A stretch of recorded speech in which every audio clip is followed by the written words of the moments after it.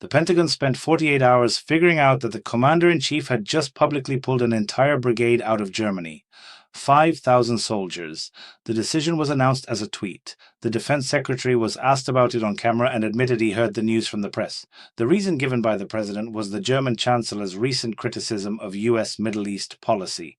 So the largest American troop redeployment in over a decade is now a public revenge move. While that happened, U.S. Navy boats engaged Iranian fast craft in the Strait of Hormuz and sank 6 of them. Spirit Airlines collapsed overnight, leaving 17,000 staff stranded. Pump prices in California crossed $7 a gallon. Stay until the end, because the last story explains how the next inflation cycle is being built right now in front of our faces. But first, the main story. Here is what just happened.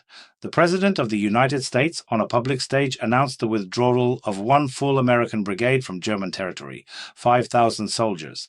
The Pentagon learned about the move from cable news. Senior officers told American media that no such withdrawal had been planned, that no logistical preparation existed, and that pulling a fully deployed brigade out of Bavaria and Rhineland posts in this time frame would be operationally chaotic. The trigger was reportedly a public statement by the German Chancellor casting doubt on the strategic value of U.S.-Iran policy. Within 24 hours, the president was on Truth Social, calling the Chancellor unreliable and announcing the troop reduction as the consequence. So this is not policy. This is reaction, punitive politics dressed as foreign policy. And the cost lands on American allies, on American troops, and ultimately on American taxpayers, because relocating a brigade outside Europe means pouring money into new infrastructure somewhere else. The deeper story is the precedent. If the president can pull a brigade because a foreign leader said something he did not like, every NATO capital is now calculating which words will be the trigger for their own withdrawal. That uncertainty is precisely what an adversary in the Kremlin has been hoping for since 2022. And it just got delivered for free. Quick word for the regulars.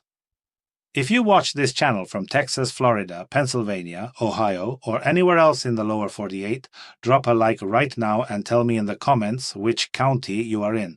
The first hour after a video goes live decides whether other American viewers ever see this in their feed. The algorithm is unforgiving. Forward this to a friend who reads the Wall Street Journal in print. Because the next 4 stories all link back to one fact. The American security architecture is being redrawn in real time without a public debate. Story 2. The Strait of Hormuz. U.S. Navy small boat units engaged Iranian Revolutionary Guard fast craft and sank 6 vessels. Officially, the war is over. Officially, there is a ceasefire. In practice, the maritime corridor between the Gulf and the open sea is still actively contested. The Treasury Secretary stated this week that the naval blockade against Iran is so effective that Tehran has trouble paying its own military. The American calculation appears to be that maintaining the blockade indefinitely is cheaper than restarting open warfare. The Iranian calculation appears to be that picking off small American vessels keeps pressure on the White House until the blockade is renegotiated. So both sides are running a slow burn confrontation that the headlines have moved past. The reality is that one mistake, one underestimated patrol, one wrong pilot decision, and we are back in open war. With oil already trending higher, with carriers in the region, with $7 pump prices in California right now, the American consumer has not yet realized that what looks like a frozen conflict is in fact a pressure cooker waiting for one bad evening.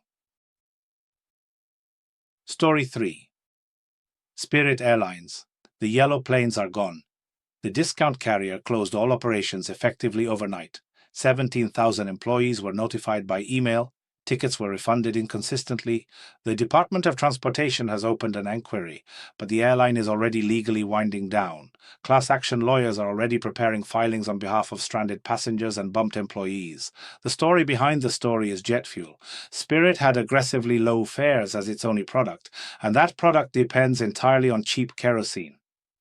With pump prices in California above $7 and jet fuel correlated to crude, the entire low-cost airline economics broke. Frontier and Allegiant are next in line if the oil shock continues. Major carriers like Delta and American can absorb fuel costs through hub pricing, premium cabins, and corporate contracts. Discount carriers cannot.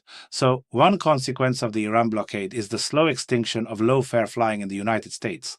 The middle-class summer trip is becoming a luxury good. And Washington is not yet talking about it because Washington is busy fighting itself. Story 4. The DHS budget. Congress finally passed a Department of Homeland Security funding bill after 76 days of standoff. The bill went through on a voice vote with no recorded names. Translation. The members did not want their fingerprints on it because both parties hate parts of the deal. The DHS gets its money. The border enforcement debate gets kicked down the road. The deeper problem is that this is the third time in 18 months that Congress has passed a major spending bill without recorded names. That is not budgeting. That is a slow surrender of fiscal responsibility, and it gives the executive branch enormous discretion to redirect funding once the check is signed. Every time Congress votes by voice, the next agency rerouting becomes legal by default. So when the president pulls a brigade out of Germany next week and reroutes the savings into a domestic agency he prefers, do not be surprised. The legal scaffolding for that is already in place because the people you elected to write the budget did not want to put their names on it. Story 5. The pension portal. The president signed an executive order this week creating a single federal pension portal that will route every American retirement plan choice through one website. The official launch is January next year, paired with a federal matching contribution program called Savers Match. The political calculation is to preempt midterm pressure by giving lower-income workers a visible deposit in their retirement account. The longer-term concern is that one website now sits between every American and their own retirement money. Fees can be added by executive order. Investment options can be limited. Default funds can be steered toward favored asset managers. None of this requires a vote of Congress once the portal is operational. So a program that looks generous on the homepage is a quiet centralization of trillions of dollars of household savings into one federal access point. Watch what happens to the early default investment selections. Watch which firms become preferred providers. The signal is going to come from the small print, not the press release. Thanks for staying through to the end. Honestly, the viewers who finish a video are the people I write for, and you should know that. Subscribe to the channel because tomorrow evening I will publish the breakdown of which Pentagon installations get realigned next as part of the German pullout, and which states will feel the contractor budget hit first. Drop a like if any of these stories changed your view. The first 2 hours after publication decide whether other American viewers ever see this video. The YouTube algorithm is brutal. If you can, support the channel through Super Thanks, the small button under this video. The money pays for the slow work, the document reading, the cross-checks across 3 languages. I take no party money and no corporate sponsorship. Channel sponsorship keeps the work free of commercial pressure. Independent analysis is hours of reading official sources and finding what others missed or did not dare to publish. Tell me in the comments which of the 5 stories struck you hardest and which state you are watching from.